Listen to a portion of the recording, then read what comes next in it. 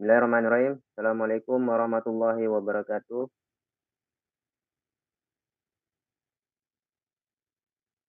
Oke, terima kasih Pak Tatang. Baik, kami dari kelompok 10 akan menyampaikan sebuah paper review yang berjudul Design Thinking for Social Innovation in an Era of Social Distancing, a Proposal for a Workshop Program, di mana ditulis oleh Gabriel Tridente Palma. Adapun kami kelompok 10 beranggotakan Bapak Abdullah, saya sendiri, kemudian Pak Agus Setiawan, dan yang ketiga Pak Rizky Arbi Dwi Alfawan. Next, Pak.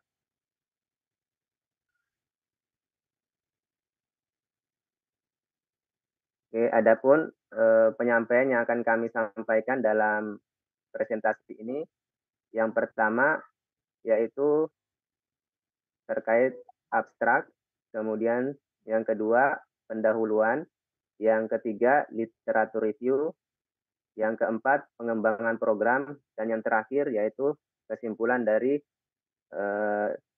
pemaparan materi tersebut.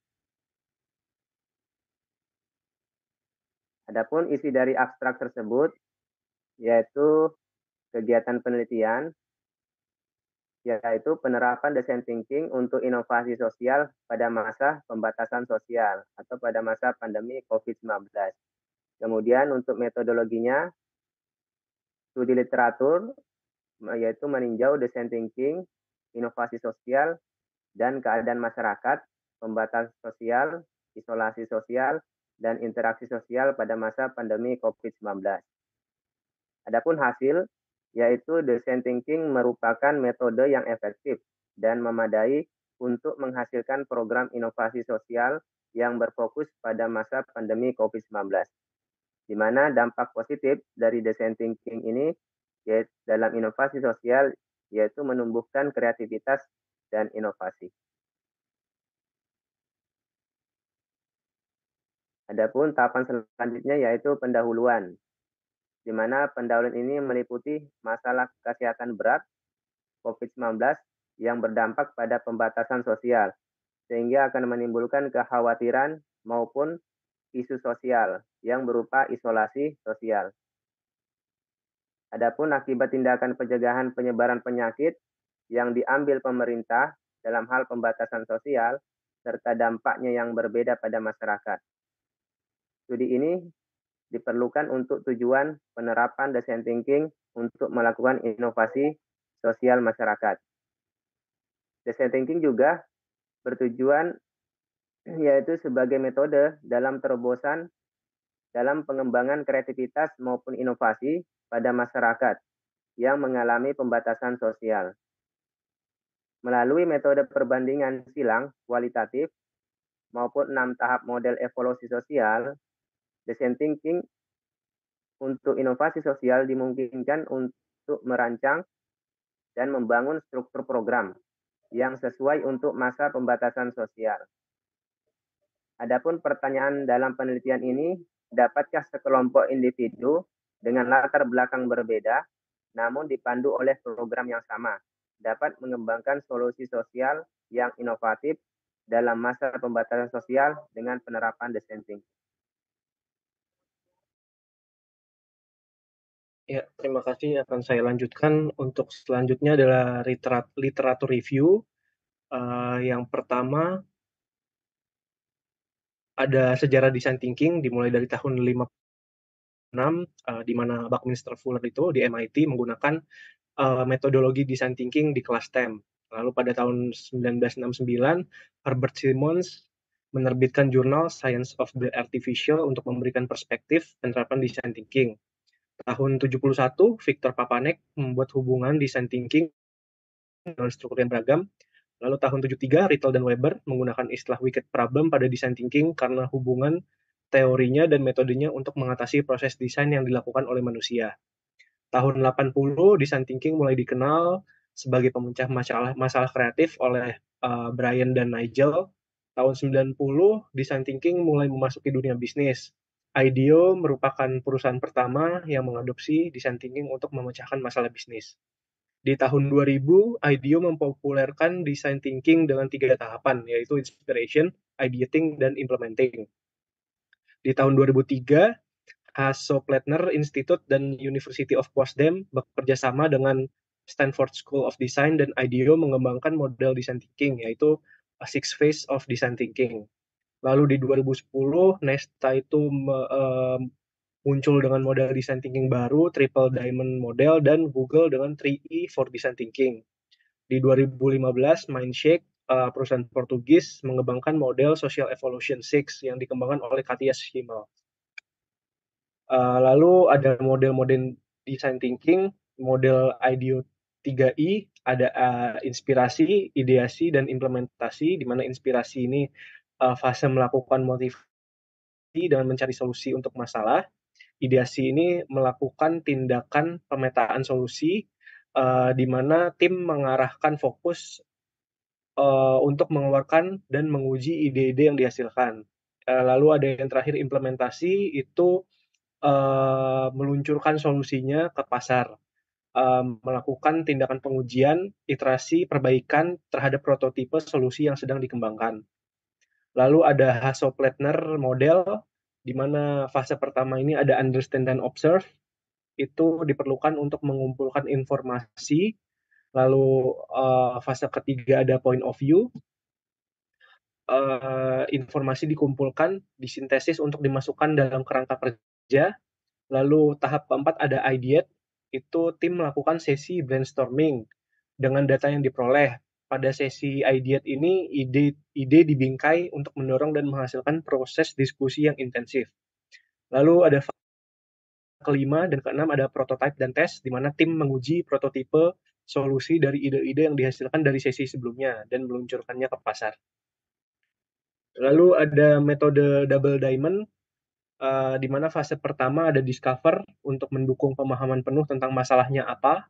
Lalu kedua ada define, di mana define ini diperlukan untuk menguraikan wawasan tersebut dalam berbagai cara. Ada fase ketiga itu develop,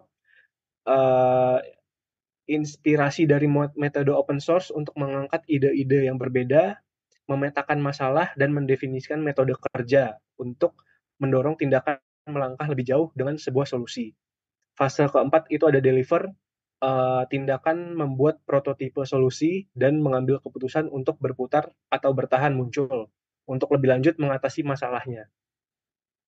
Lalu ada model Nesta Triple Diamond, di mana fase pertama ada dialog yang berfokus pada komunikasi dengan tim untuk mengeluarkan wawasan atau ide tentang tantangan atau kebijakan berdasarkan lokasi masing-masing. Fase kedua ada diagnose, mengorganisir ide-ide mengenai cara tantangan yang ingin diatasi oleh tim. Selanjutnya bisa dilanjutkan Pak Abdullah. Baik, selanjutnya yaitu model Google 3E atau 3I, di mana 3 ini adalah empathy, expansive thinking, dan experimentation. Adapun penjelasan dari ketiga I tersebut, yang pertama adalah empathy, yaitu fokus pada aspek batin pengguna, seperti perasaan dan keyakinan mereka, yang mengumpulkan tim dalam menciptakan solusi secara komprehensif untuk masalah mereka. Kemudian yang kedua yaitu expansive thinking atau disebut sesi brainstorming, di mana memungkinkan tim untuk menghasilkan berbagai ide untuk mengembangkan solusi pada masalah atau dalam perbaikan untuk ide pada saat ini. Kemudian pada fase ini juga, tim menantang setiap anggota dengan cara yang berbeda dalam melihat situasi maupun keadaan saat ini. Kemudian yang 3I atau I ketiga, yaitu eksperimen, adalah ketika ide-ide yang dipilih dari fase sebelumnya untuk membangun prototip dan menguji kelayakannya.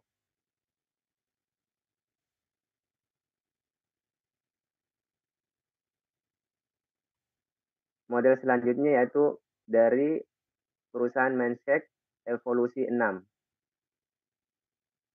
Menurut Schimmel, 2018, model Mindset Evolusi 6 kuadrat itu disebut 6 kuadrat karena alasan-alasan berikut, yaitu evolusi. Karena proses kreatif bersifat evolusioner dan berulang, dan E6 kuadrat karena model ini dibagi menjadi 6 fase, yang mana dimulai dengan huruf I atau E seperti emergency, empathy, experimentation, elaboration, exposition, dan extension. Selanjutnya yaitu terkait angka 6, karena dalam setiap fase proses, momen divergensi atau eksplorasi, dan konvergensi evaluasi terjadi, sehingga secara simbolis menjadi 6 kuadrat. Model ini juga memiliki 5 prinsip, yaitu human center approach, yaitu pendekatan yang berdasarkan kepada manusia, kemudian collaboration, berkolaborasi, experimentation, menguji, kemudian visualization, memvisualisasikan, dan holistic perspektif. Yang terakhir, model ini memungkinkan tim untuk tidak hanya memfokuskan tindakan pada proses yang membutuhkan pemikiran kreatif, tetapi juga merancang yang terpenting adalah mengambil keputusan untuk bertahan ketika dinamika skenario tidak menentu.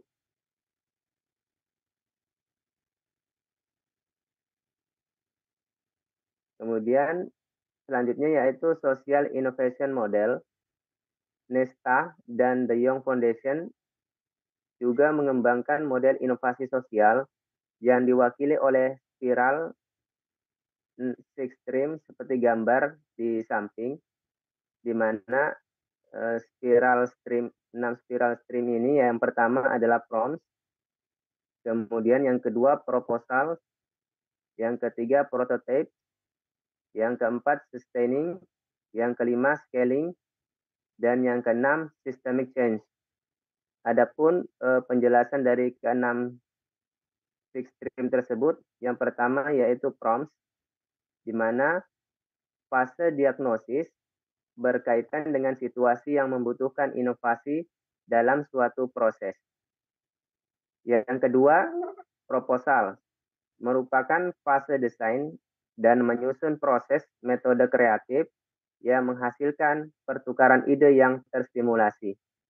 Yang ketiga, yaitu prototipe, di mana sesi pengujian terhadap ide-ide yang dihasilkan sebelumnya. Pada fase ini, proses iterasi muncul untuk memperkuat solusi. Yang keempat, yaitu sustaining, di mana proses keberlanjutan dari tindakan sebelumnya. Maka untuk mencapai keberlanjutan, perlu mengevaluasi apa yang kurang dari ide yang telah diterapkan. Kemudian yang kelima, yaitu scaling, di mana pada fase ini memanfaatkan maupun menumbuhkan sebuah ide-ide yang telah ada atau growing the ideas. Kemudian yang terakhir yaitu systemic change, di mana berbagai elemen seperti gerakan sosial, model bisnis, hukum, peraturan, serta data dan infrastruktur yang keterlibatan penuh diperlukan untuk mencapai sebuah perubahan yang sistemik. Next, Pak Agus. Baik, terima kasih. Saya lanjutkan. Yang selanjutnya adalah model evolusi sosial 6 atau SE6, di mana SE6 muncul sebagai proses evolusi menuju design thinking dan social innovation, yakni menggabungkan model evolusi 6 dengan model social innovation 6 stages spiral. Model yang dibuat oleh perusahaan Portugis Mindshake bertujuannya untuk mengubah proses inovasi sosial tidak hanya lebih mudah diakses, tapi juga intuitif dan dapat diterapkan menjadi proyek multidisiplin dengan berbagai pemangku kepentingan di sebuah tempat. Bisa kita lihat di gambar sebelah kanan ini adalah ada empati, eksplorasi, elaborasi, pameran, eksekusi, dan ekspansi. Di mana empati adalah tantangan dan kebutuhan sosial yang akan datang, eksplorasi yakni gagasan ide, elaborasi pembuatan prototipe, pengujian dan pengembangan, pameran yakni presentasi proyeknya, dan eksekusi pelaksanaan dan evaluasi terhadap dampaknya, dan kemudian ekspansi yakni perubahan secara sistemik. Kita masuk kepada pengembangan program. Adapun tujuan utama daripada program inovasi sosial, yakni adalah untuk menerapkan model sosial evolusi 6 pada sekelompok orang yang terkena dampak krisis COVID-19 untuk mengembangkan solusi inovatif secara sosial. Program ini tujuannya untuk memitigasi faktor negatif dari pembatasan sosial atau social distancing dan isolasi atau karantina, serta meningkatkan faktor positif melalui kreativitas dan inovasi. Jadi pada saat yang sama, solusi dikembangkan oleh kelompok untuk memenuhi kebutuhan masyarakat dengan kreativitas, yakni inovasi sosial. Dan secara umum, tujuan program ini adalah untuk pertama, memperkenalkan metode design thinking untuk proyek inovasi sosial, mempromosikan kolaborasi dan kreasi bersama mengenai proyek multidisiplin, dan untuk mendukung sikap yang memperluas pola pikir kreatif melalui kehidupan individu. Dan tujuan khusus daripada program ini adalah mengembangkan proyek transformatif dan inovasi sosial dalam kaitannya dengan krisis COVID-19. Metodologi pengembangan model. Pengumpulan data dan pengembangan program yang mendukung analisis bersifat sekunder, yang berarti teknis dan sumber tidak langsung melakukan penelitian akademis ilmiah. Penelitiannya dilakukan di sekitar platform seperti Scopus, Science Direct, Elsevier, Bibliografi Universitas Porto, dan selanjutnya model evolusi 6 dianalisis untuk membandingkan konsep-konsep yang didapat pada literatur. Di sini kita bisa lihat ada struktur program. Yang pertama adalah about, yang menjelaskan tujuan umum dan tujuan khusus daripada program tersebut. Kedua adalah karakteristik, yakni menjalankan sesi dengan fasilitator. Dan yang ketiga adalah methods, penerapan 6 tahapan dalam evolusi sosial. Tujuan umum dari program ini adalah memperkenalkan metode design thinking untuk proyek inovasi sosial. Kemudian yang kedua, memperkenalkan dan mempromosikan kolaborasi dan kreasi mengenai proyek multidisiplin. Dan yang ketiga, melatih pola pikir kreatif pada kehidupan individu pada masa pembatasan sosial. Dan untuk tujuan spesifiknya, ide untuk membuat program lokakarya muncul dari keinginan peneliti untuk menguji apakah kreativitas dan inovasi dapat dipicu oleh individu yang terkena dampak negatif dari pembatasan sosial. Karakteristik program. Karakteristik dari program ini adalah terdapat 6 kali sesi. Masing-masing sesi terdiri dari 4 jam plus 1 jam tanya jawab. Maksimum kapasitas program ini adalah 15 orang dan minimum 12 orang serta 2 orang fasilitator guna memastikan konsistensi dan kualitas apa saja yang disajikan. Setelah itu, setelah 6 minggu sesi, setiap individu yang mengikuti program ini dilakukan pengamatan lebih lanjut secara non-reguler. Pengamatan dilihat adalah apabila aspek positif meningkat, maka solusi yang dikembangkan dengan model inovasi sosial sesuai.